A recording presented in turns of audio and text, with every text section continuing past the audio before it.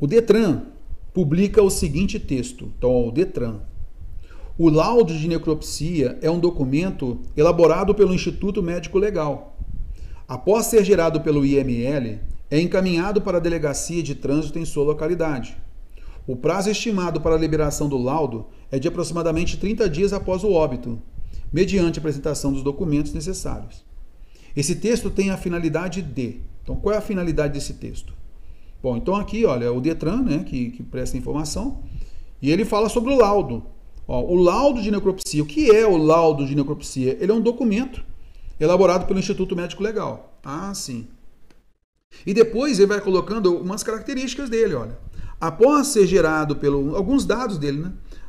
Após ser gerado pelo ML, é encaminhado para a Delegacia de Trânsito em sua localidade. E aí depois ele fala do prazo. O prazo estimado para a liberação do laudo é de aproximadamente 30 dias após o óbito, mediante a apresentação dos documentos necessários. Então ele está falando sobre esse laudo de necropsia. Então, qual é a finalidade desse texto? Fornecer informações básicas sobre o laudo de necropsia. Informações básicas. Ele diz o que ele é elaborado por quem, qual é, né, a tramitação dele. Então, após ser gerado pelo IML, é encaminhado para a delegacia. Depois ele fala do prazo e depois ele fala da necessidade de apresentação dos documentos necessários. Está vendo? Então, realmente, são informações básicas do documento, né, sobre esse laudo de necropsia. Alternativa A é uma boa. Letra B, aí é interessante, olha só. Indicar o conteúdo de um laudo de necropsia. Mas ele não falou de dados, informações básicas.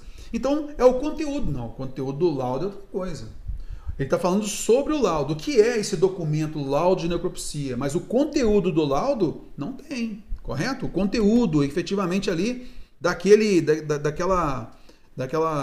do resultado de análise e tal. Isso não está sendo feito. Então, não indica o conteúdo, não.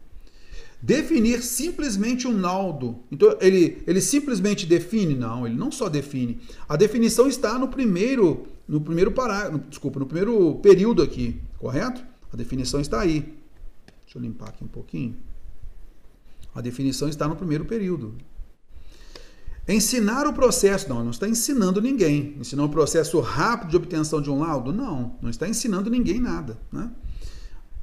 Mostrar que o laudo de necropsia é um documento oficial. Então, a finalidade do texto é só para poder falar que ele é um documento oficial? Não, né? Logicamente não é só para isso.